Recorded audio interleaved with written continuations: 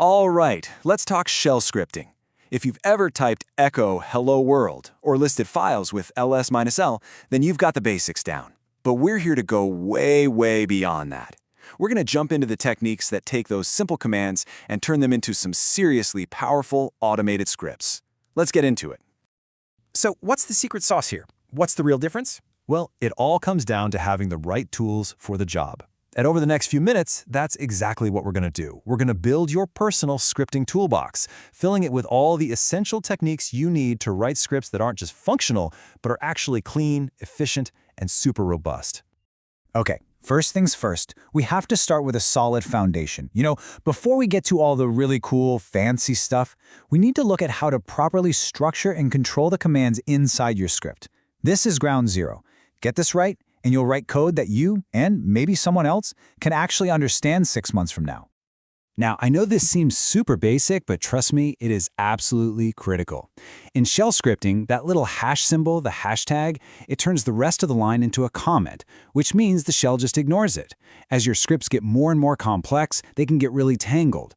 Using comments isn't just a good idea, it's the only way to make sure your code is readable and maintainable down the road. So what if you want to run a bunch of commands all at once? Well, you've got options. That first method, with the semicolon, that's your go-to for simple, one after the other sequences. Command 1 runs, then Command 2 runs. Easy. But the second method, using the curly braces, that's a little different. It groups a whole block of commands together, so the shell treats them like one single unit. It's a subtle distinction, but it gives you a ton of control. Okay, with that foundation in place, let's build on it. Next up is a topic that I'm telling you trips up everyone, beginners and even pros. We're talking about quotes and variables. Understanding how the shell actually interprets your text and your data, well, it's fundamental if you want your scripts to do what you actually intend them to do. So let's start by just setting a simple variable. The syntax is pretty straightforward. Variable name equals value. But here is the single most important rule, and it gets people all the time. There can be absolutely no spaces around that equal sign. None. If you put a space there, Bash is just going to get confused and it's not going to work. Seriously, burn that rule into your memory. In this slide right here, this explains pretty much everything you need to know about quotes. It's so important. When we use double quotes, the shell looks inside, it sees that $sign, and it thinks, aha, that's a variable. I need to swap it out for its value. But with single quotes, the shell doesn't care. It treats everything inside literally. It's not looking for variables, it just prints out the characters exactly as they are. A $sign, a V, an A, and an R. So, this little bit of magic actually has a name. It's called variable interpolation. That's the fancy term for the process of turning a variable's name, like $var, into its actual content, my world. And just remember, this magic trick only happens inside double quotes. Getting this one concept down will save you hours and hours of headaches, I promise. All right, with our foundation solid and our data handling under control, it is time to add some real superpowers to our toolbox. These shortcuts are the game changers. They're what lets you do really complex or repetitive things with just an incredible amount of speed. Now just look at this command for a second. The touch command just creates empty files. So, what do you think this one little line of code is about to do? Is it creating one file with a really weird name? What's your guess? Let's find out. And boom, just like that, in one shot, we created 10 totally separate files, all perfectly numbered from 1 to 10. This is called brace expansion. The shell sees those curly braces with the 2 dots, 1.10, and it automatically expands it into a whole sequence. You can do this with numbers, you can do it with letters. It is a crazy powerful way to generate lists or work on a whole series of things without having to write a clunky loop. Here's another superpower. Capturing the result of a command. So, step 1, you write a command that spits out some text, like this one that lists all the users on a system.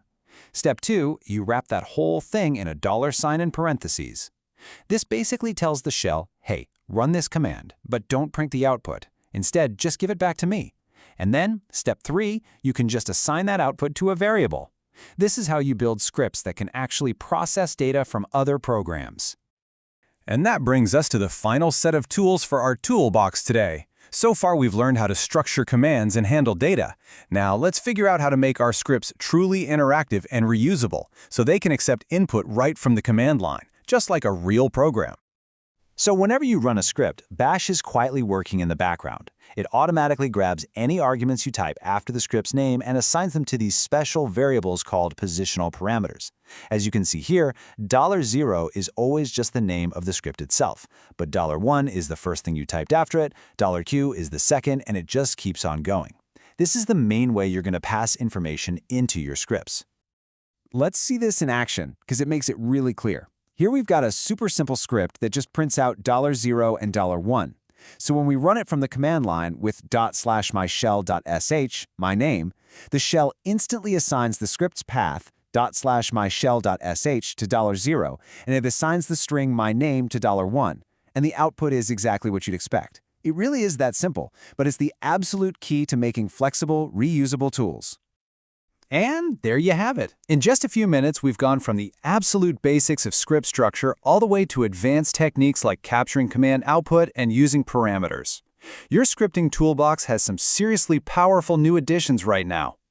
So let's do a quick recap of our new power tools. We've got command chaining for controlling the flow, variable interpolation for handling data, brace expansion and command substitution for some amazing automation, and of course, positional parameters to make our scripts truly dynamic. So the real question is, what are you going to do with all this? Think about all those repetitive tasks you do every single day. The manual data crunching, the file organizing. With these tools in your kit, you now have the power to automate all that stuff. So what's the first problem you're going to solve? What are you going to build first?